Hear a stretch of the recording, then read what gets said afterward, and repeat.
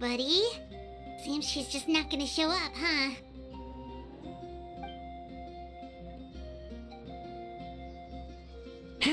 Well, we tried to be as considerate as we could, but she's under no obligation to help.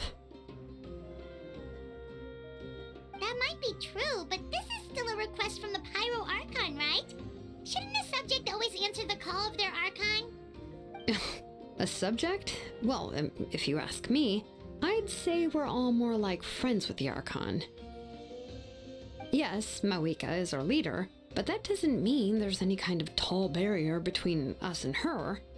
The only thing is that she often has very high expectations of us. Huh. So even though she's super powerful, it sounds like she's actually pretty down to earth and easy to get along with. Unlike that old hag Granny Eatstily, right? Does she think she can ignore us just because she's famous? You all talk about her like she's some kind of huge deal, but she didn't even bother to reply to our letter! Seriously, if she didn't want to come, she could at least let us know. If that's what aging does to you, Paimon never wants to get old. Oh, really? So, that's how you see me? Huh? Who's there? Who's talking next to Paimon? Oh, don't mind me. I'm just a disgruntled old hag, right? Come on, relax. I'm sure my bark's worse than my bite. Huh? See, Lolly. Wait, you're Seat Lolly? You're Granny Eatstily? Yes, Granny Eatstly. But emphasis on Eatstly, not Granny. You must know this trope from light novels, surely. They use it all the time. The young man who's actually the oldest person in the room. The girl next door who turns out to be a seasoned veteran. The wise sage who looks like a little kid. Oh, wipe that look off your face! You've seriously never seen an older lady that doesn't look her age? Okay, well, don't go thinking it's a trick either. See? I'm barely wearing any makeup. Did I forget to mention, she's called Granny, but she's actually pretty young. It was an honest mistake. I guess we've just gotten used to it. I'm sorry. So, how old are you actually? What?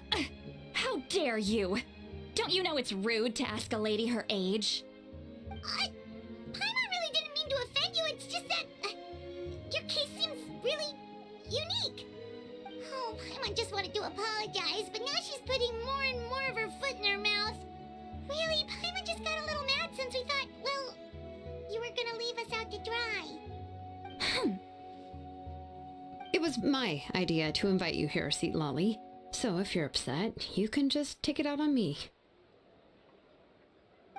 All right. I was only joking. I didn't mean to chastise anyone. There's really no need to take all this so seriously. If anything, I'm gonna feel awkward if we keep this going. I received Kenichi's letter and was planning to attend this meeting. Since I had already decided to come, I figured there was no need to draft a reply that simply said, "Understood." Besides, just showing up is the most important part. No? But, of course... It's also natural for people to get held up by one thing or another as they're trying to leave the house. It certainly was a bit awkward to see that everyone else had arrived before me. At first, I was thinking of quietly sneaking over, but since you were already here waiting for me, I started to think about how I should phrase my apology. Only to hear you all talking smack about me. Anyway, that's the whole story. Honestly, it's not like I owed you an explanation anyway.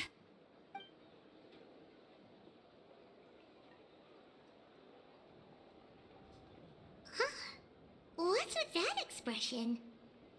Was she feeling embarrassed just now?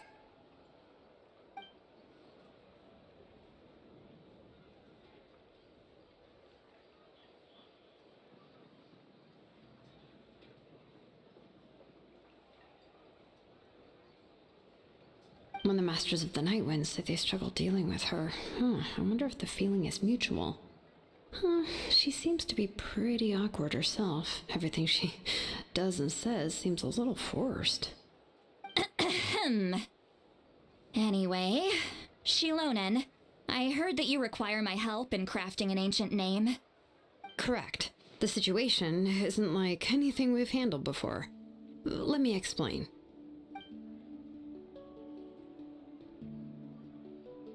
I see. So Mawika has asked you to forge an ancient name for an Outlander.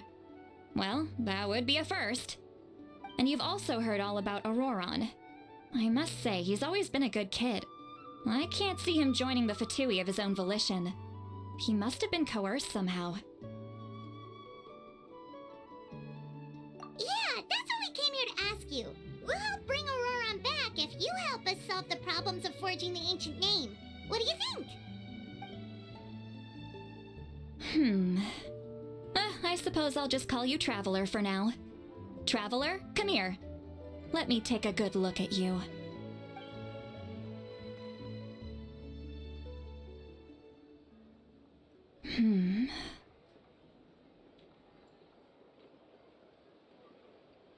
Wealth leads to unending conflicts between people.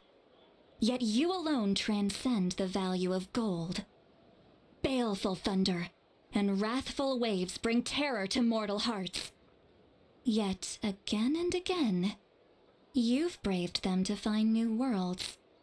A weary yet free soul, even the most verdant leaf in the forest will pray for your happiness and safe passage. Those are all the things that I could see in you. You've experienced far more than even most mortals could dream of.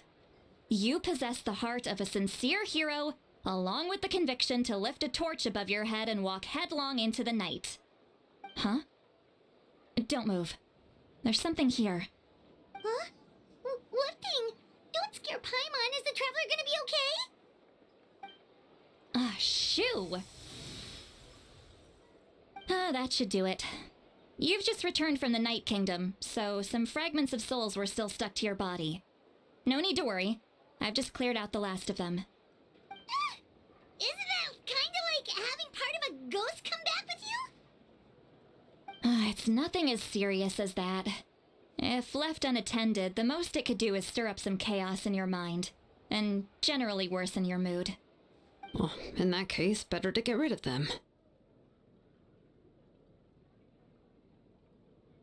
It was nothing. Shilonen, let's follow your proposal. Once you've brought Auroron back, I'll take you to see the Lord of the Night. The Lord of the Night? But don't we need to talk to the Wyab of the tribes?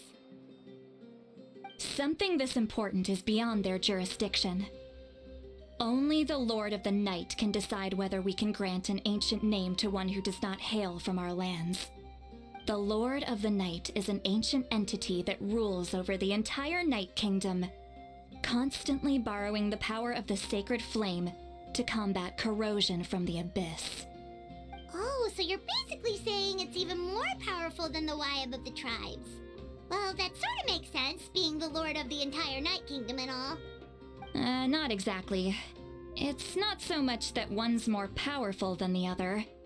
But never mind. That's not important. It would take too much time to explain. Just listen carefully to what I'm about to tell you.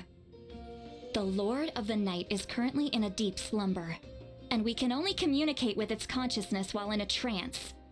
In other words, in a dream. But I will need to prepare a few more things if we are to hold a ceremony to achieve the state of the trance. I'll make a list. Can any of you get everything for me? I can go. It'll probably be a long list, so better leave it to someone who knows all the local vendors. Sounds good. Then we'll go with St. Lolly to track down Auroron. Phew, the Fatui are nothing to scoff at, so please, be careful during your investigation. If you need any help, just come find me. Yep, we'll be sure to play it safe.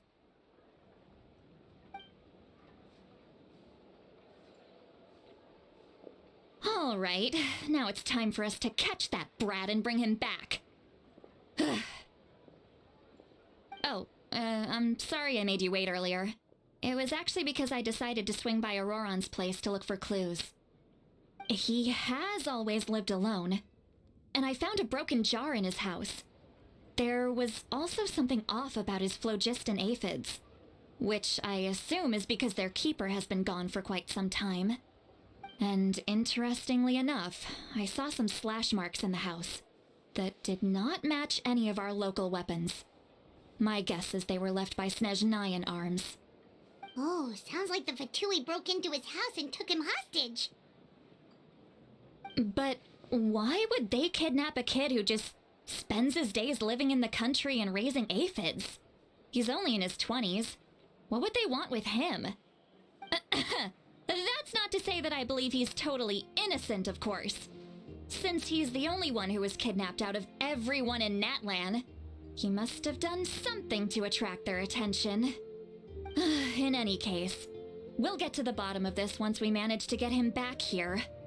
I'm truly sorry to put you two through all this trouble with me. But please help me get him back. You can count on us! All right, then let's start by heading to where Auroron was seen last.